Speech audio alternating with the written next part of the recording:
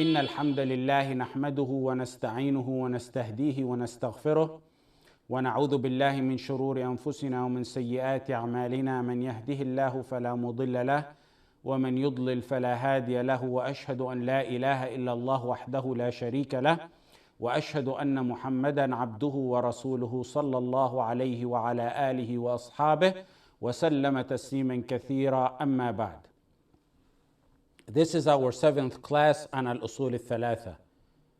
And we talked about the first introductory 4 fundamental principles. These are the introductory principles. The first one was knowledge, and he defined knowledge as knowing Allah, the Prophet Muhammad ﷺ, and the religion of Islam. The second one was to apply your knowledge, which we finished off last week. The third one today is calling people onto it.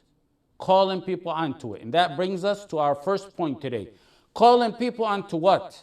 What does the dhamir go back to? What does the dhamir refer to? What does the pronoun, what does it refer to? It. Calling people onto it. Calling people onto it usually refers to the last matter. What the last matter is? Da'wah, applying it. Calling people to applying it. We already explained though that applying knowledge doesn't come without you knowing knowledge. So in reality, calling people onto it means calling people onto knowledge and its application, because they come side by side. They're inseparable. That's the first point. Next point is an important issue many discuss. Is da'wah fard ayn or fard kifaya? Is it communal obligation or personal obligation? And the answer to that is a twofold answer. Da'wah is ordaining the good and forbidding the evil. That's da'wah. Ordaining the good and forbidding the evil is da'wah. There needs to be, the first answer, the first fold of the answer is, there needs to be a group of people devoted to ordaining the good and forbidding the evil. They gotta be devoted for that task. That part here is fard kifaya, communal obligation. If a group does it, it's sufficient for the ummah. Every individual of the ummah doesn't have to be a khatib. We don't need 1.6 billion khatibs. Or master the elucidation of all the hadith of Bukhari. Or break down the narrations of the chain of narrations of the hadith. A group of this ummah have to go get the classical, detailed, in-depth knowledge in hadith, in mustalah, in seerah, in tafsir, in fara'id, in inheritance, the laws of inheritance. That in itself, all that is fard kifaya. Allah in the Quran says, وَمَا كَانَ الْمُؤْمِنُونَ لِيَنْفِرُوا كَافَّةً. It's not proper for all the believers all to go out in jihad. وَمَا كَانَ الْمُؤْمِنُونَ لِيَنْفِرُوا كَافَّةً فَلَوْلَا نَفَرَ مِنْ كُلِّ فِرْقَةٍ مِّنْهُمْ طَائِفَةٌ. A party should stay behind and get the instructions, get the lessons on Islamic knowledge, so that they can warn their people when they return to them. A group of this ummah has to be in the forefront of da'wah. They have to take on the challenges. When people bring misconceptions, they got to respond to them. When government spread kufr, someone's got to stand up to it. Someone needs to respond to all that. Someone needs to respond to the rawafid, to the khawarij, to the murjia. Someone needs to lead jum'ah. Someone needs to lead salah. Someone has to have the detailed knowledge of jarh and ta'dil. Someone has to have the detailed knowledge of inheritance. But that's not something everyone is able to do. It's not something everyone is able to do. And in fact, it's impossible to burden the whole ummah with such detailed knowledge. Ibn Kathir rahimahullah said, there needs to be a group of this ummah in the forefront to confront the wrong, stop the evil, and represent and convey the truth. And then he said, which leads us to the answer, the second answer, the B answer. At the same time, it is also wajib on every individual to the extent he can do. It's wajib on every individual to the extent he can do. That's the second answer. Every Muslim has a personal obligation, a fard ayn obligation, individual responsibility to perform da'wah. Each according to the best of his abilities or her abilities and according to their surroundings. And that varies, that slightly varies based on every individual, based on their knowledge. You have to do da'wah in what you know, in your surroundings, around you. You don't have to be a khatib, but you do know salah is fard. You see someone who's not doing their salah, you say salah is obligatory. Anas, you have to perform your salah. You know backbiting is haram. You're in a setting where there's backbiting. You say, stop, this is haram. The Prophet sallallahu alaihi wasallam in Sahih Bukhari, بلغوا عني ولو آية, convey from me even if one ayah. If you know one ayah, go ahead and convey it. You know that truly, you truly know the meaning of that ayah, convey it. In the Quran, وَلْتَكُمْ مِنْكُمْ أُمَّةٌ يَدْعُونَ إِلَى الْخَيْرِ وَيَأْمُرُونَ بِالْمَعْرُوفِ وَيَنْهَوْنَ عَنِ الْمُنْكَرِ وَأُولَٰئِكَ هُمُ الْمُفْلِحُونَ. Let there arise a group out of you, inviting people to that which is good, to Islam, enjoining the good and forbidding the evil. يَأْمُرُونَ بِالْمَعْرُوفِ وَيَنْهَوْنَ عَنِ الْمُنْكَرِ وَأُولَٰئِكَ هُمُ الْمُفْلِحُونَ. A group of you. Min, minkum, min, in Arabic, means tab'id, meaning, which would mean a group of you. Let there be a group of you. Min, tab'id, meaning some of you. Which, if you take it to that, if you take min lit tab'id, would mean the fard kifaya, the communal obligation. Meaning, let there a group of you master the knowledges.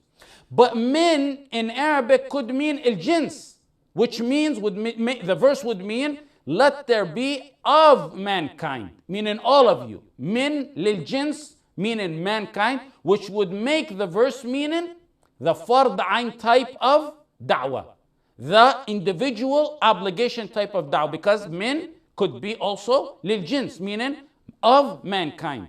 Abu Huraira in Sahih Muslim, the Prophet sallallahu alaihi wasallam said, whoever sees the hadith, all of you know, whoever sees, it's in Sahih Muslim, whoever sees evil, let him change it by his hand, if not by his tongue, if not by his heart.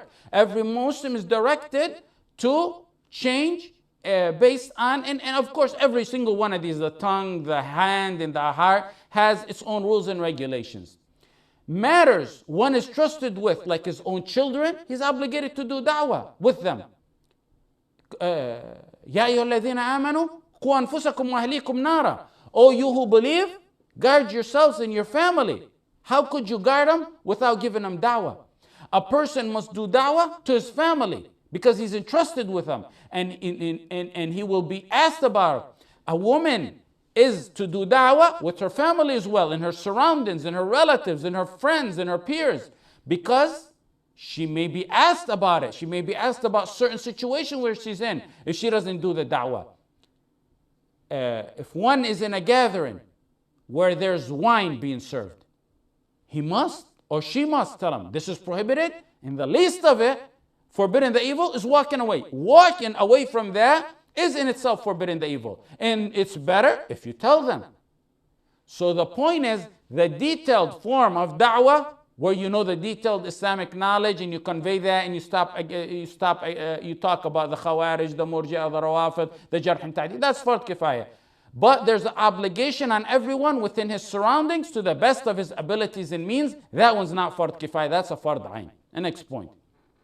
We emphasize knowledge so much in our classes.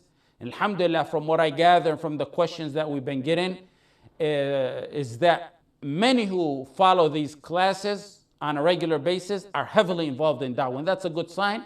And that's our target. That's the kind of group we target.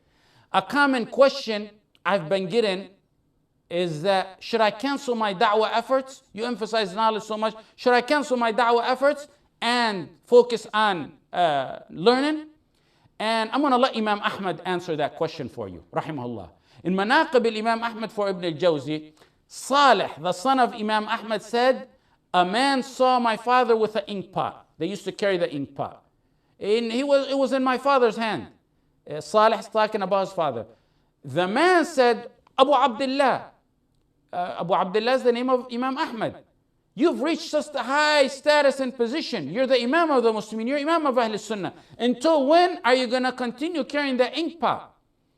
And Imam Ahmad said, I'm going to take the ink pot to the grave. مع المحبرة إلى المقبرة. مع المحبرة إلى المقبرة. Muhammad ibn Ismail al-Sayyigh. Muhammad ibn Ismail al-Sayyigh. Al-Sayyigh means the one who was forger. He had a shop that he was a forger in.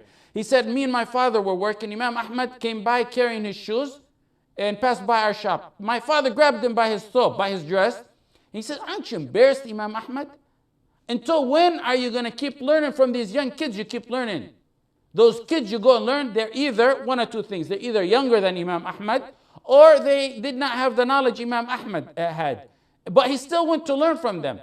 Imam Ahmad told As-Sayyigh, he told him, until death. I'm going to keep going to learn until death. When death comes, then I'll stop learning. In Jami' Bayan al-Ilm wa Fadlih, Ibn Abd al-Barr, Ibn al-Mubarak was asked, until when are you going to continue learning? Because he always pursued learning and studying. He said, until death. Another time, when he was asked the same question, he said, it may be, pay attention to that, it may be that which I need to learn, that which I desperately need to know, when I stand before Allah, I possibly haven't wrote it yet. If you say you want to delay da'wah until you fully encompass knowledge, then we all are never going to do da'wah. Not in this lifetime for sure. Everyone needs to do da'wah in what he knows, in what he's sure of. There may be another matter pertaining to this, which is more personal. Which is balancing between your da'wah time and your learning time. That is not to say you take out da'wah out of your life. You balance it in a way that you see or deem that fits you. Ali Tantawi, a contemporary scholar or a da'iyah, whatever you want to call him, I heard him say that for the past 70 years of his life, since he started learning to read, not a day passed by he read less than 100 pages, unless he was traveling. And when he was sick, it would be about 200 pages. And in his youth, it was 300 pages. He said, I used to read and study for 10 hours a day.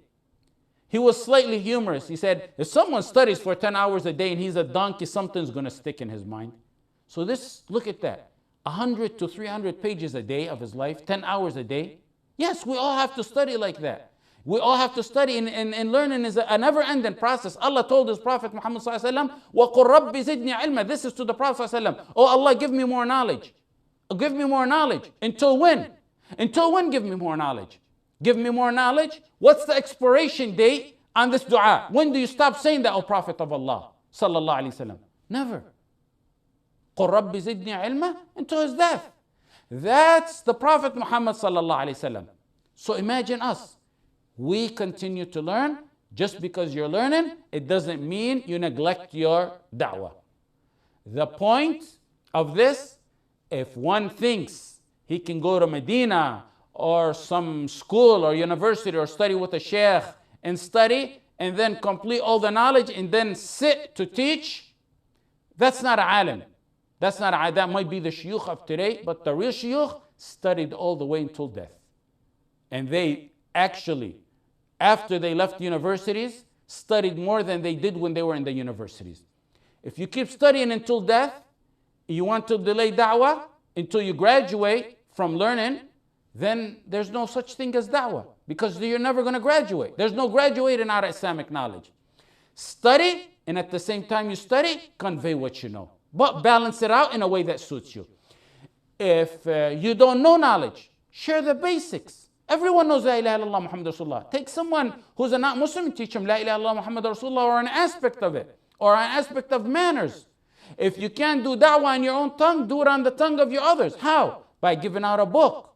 By a lecture you hear or see, you give it out in an audio format or in a link format. That's doing da'wah on the tongue of others, but you get the same reward.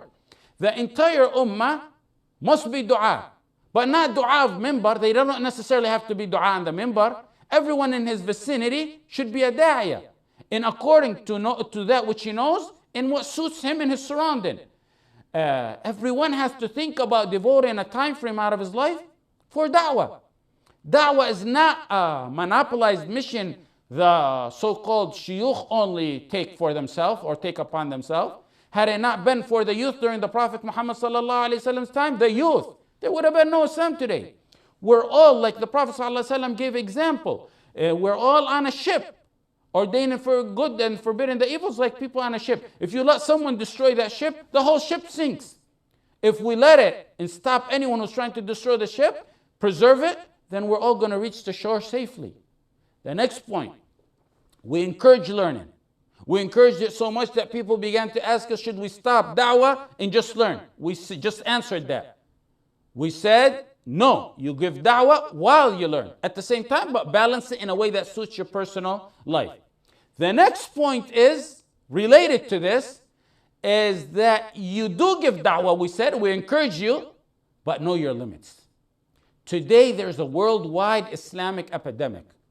One who might be a good talker, or possibly even just grow a couple-day-old beard, maybe put on a scarf, maybe even not even a scarf, just put on a kufiya, and go to a local masjid or give a talk or two and just upload it on YouTube. What happens?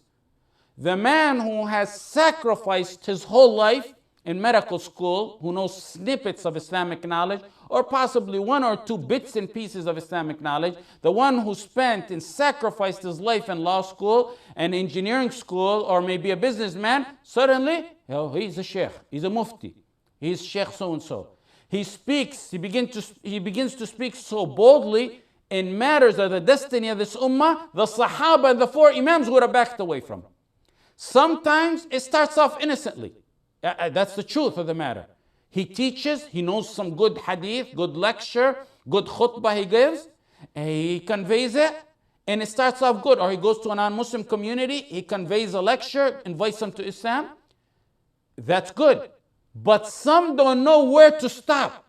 Suddenly after he speaks in the local community and begins to wear his kufiya out a lot, and then a few-day-old beard, or possibly sometimes you go to Hajj and come back and he's a sheikh and a mufti from going back to Hajj, or go to Medina for Umrah and come back, or he went back to Medina. What's his knowledge? What's his sheikh? Oh, he went to Medina. How long did he stay in Medina? 3 weeks. What did he get in 3 weeks?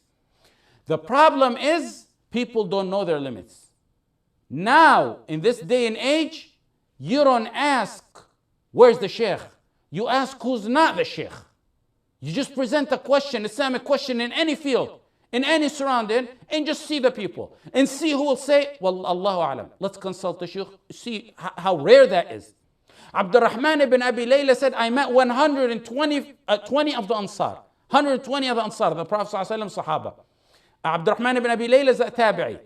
He said, if you ask each of them an issue, they would defer it to the other person, and the other person, and until it comes back to the first person. It goes from 120 people all the way back to the first person. Not a single of them preaches a hadith except that he wishes his brother would suffice him. Not a single one of them would give a fatwa except that he wishes his brother would suffice him. Can you imagine asking 120 Muslims today about an Islamic matter? Oh, wallahi, I think this and this. And I think this and ask him, my watch broke or my computer broke. He's going to say, oh, take it to the computer office or this place, they know good. But Islam, everyone's a sheikh today. Umar used to say, fear Allah and giving your opinions over matters of this deen. Umar and Ali, among others, when an issue used to arise, they are the best of the best in the best century. You would think Umar and Ali would jump up and answer the question. But when a question or issue would arise, they would gather the Sahaba, get together. What's the answer to this question? Maybe one of them heard a hadith the other one didn't know of. You think Umar and Ali, when they did that, they didn't know? Honestly, do you think they did not know when they would gather the Sahaba and ask them? No, but they wanted to make 1,000% sure that this is the right answer, that they didn't miss out on anything. Ata ibn Sa'ib said, a tabi'i, I met men, he means about the Sahaba. He's a tabi'i talking about the Sahaba. I met men, when one is asked about a fatwa, his answer would be while his knees were trembling and shuddering. His knees would, why? He fears Allah that he's going to be asked about this question. Al-Sha'bi, Al-Hasan al-Basri, and Abu Hussein, all tabi'een, the second generation after the Sahaba. They said, some of you today give fatwas in matters that if they were presented to Umar ibn al-Khattab, he would have gathered the people of Badr to consult with them. إن أحدكم ليفتي في المسألة لو وردت على عمر بن الخطاب رضي الله عنه لجمع لها أهل بدر. What do we say today, Sha'bi? What do we say about today, Al-Hasan al-Basri? What do we say today about the Ummah? If that's during your time, the first century. People who can't, wallahi, people who cannot pronounce a single verse from the Quran have today become, whether they call themselves or other calls them or not, indirectly, have become muftin. People so ignorant, they use matters abrogated in Islam as proof to substantiate their stance. Wallahi, we heard those who can't pronounce a single verse from the Quran clearly issue fatwas or use some kind of proof on matters that are abrogated. Abrogated to, for example, as proof for free mixing and mingling. Imam Malik said, whoever wants to answer a fatwa or issue pertaining to Islamic matters, let him contemplate as what's best for him before Allah. What's going to suffice him when he's before Allah? Let him remember heaven and let him remember hell. And after he contemplates and think that, let him answer. من أحب أن يجيب على مسألة فليعرض نفسه قبل أن يجيب على الجنة والنار وكيف يكون خلاصه في الآخرة ثم يجيب. A man asked Imam Malik and he didn't answer. The man said, Abu Abdullah, please answer me. Imam, answer me. Imam Malik replied, do you want me to be a justification to the action that you want to do? Do you want me to be the justification for the action before Allah? And then I'm the one to get punished and you go scot-free? Al-Haytham ibn Jamil, he said, Imam Malik was once asked about 48 matters. He answered 32. And he said to the rest of them, I don't know. He answered 32. In the rest of them, he said, I don't know. Roam around the world and ask the same number of questions Imam Malik was asked about and see how many answers. You're going to get, if you ask 50, you're going to get 50 out of 50. You ask 10, you're going to get 10 out of 10. It's a miserable situation of the ummah. One man told Imam Malik, Abu Abdullah, if you say I don't know, who knows? Imam Malik, you're the mufti of your time. Imam Malik said, you don't know me more than I know myself. I know myself. He's saying, do I look special to you? I'm an ordinary person and I know my limits. If Imam Malik knows his limits, shouldn't people of today know their limits? He said, if Ibn Umar said he didn't know, then I can say I don't know. Being conceited, and this is Imam Malik's word, and love of prestige and leadership is what destroys people. That's why they can't say I don't know. Here I have a comment to say about this.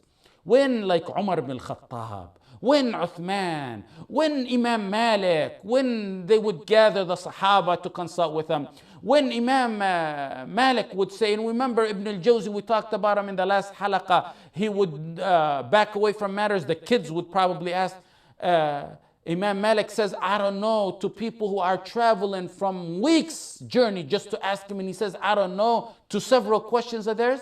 Do you think the Sahaba or Imam Malik didn't really know? I always think about this issue. Al-Shafi'i, they told him he was legible to give fatwa when he was 15 years old. His shuyukh told him, you are legible to give fatwa when he was 15 years old. His teacher, Ibn Uyayna, used to teach and asked the Shafi'i, who was still a kid, what do you think about this matter? What do you think about this hadith? And he would refer people to ask a Shafi'i, his own teacher. Malik took the task of giving fatwa at the age of 21. After he went around to his shuyukh, he said, am I suitable now to give a fatwa or not? They told him, Imam Malik, if your shuyukh would have told you no, would you would have stopped? He said, certainly I would have. You remember that last class I mentioned two of the most prominent shuyukh of Ibn al-Jawzi who would back away from giving fatwa that the kids in his halaqah would give. Something I always thought of is, do you think they really didn't know? You think these people didn't really know? I'm almost positive. We don't know the ghaib, but I'm nearly positive they did know the answer. What I believe is that there was opinions or many hadith in the matter.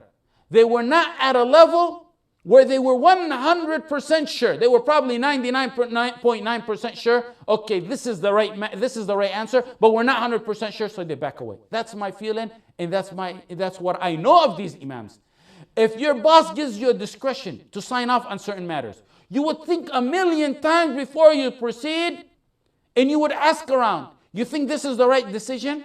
I want to make my boss happy. He gave me a discretion to do this and that. Do you think I made the right decision? If one was an advisor to a king, to a president, and the king and president give him discretion to do certain things or to make certain decisions, he would ask around all over and make sure that's the correct 100% decisions.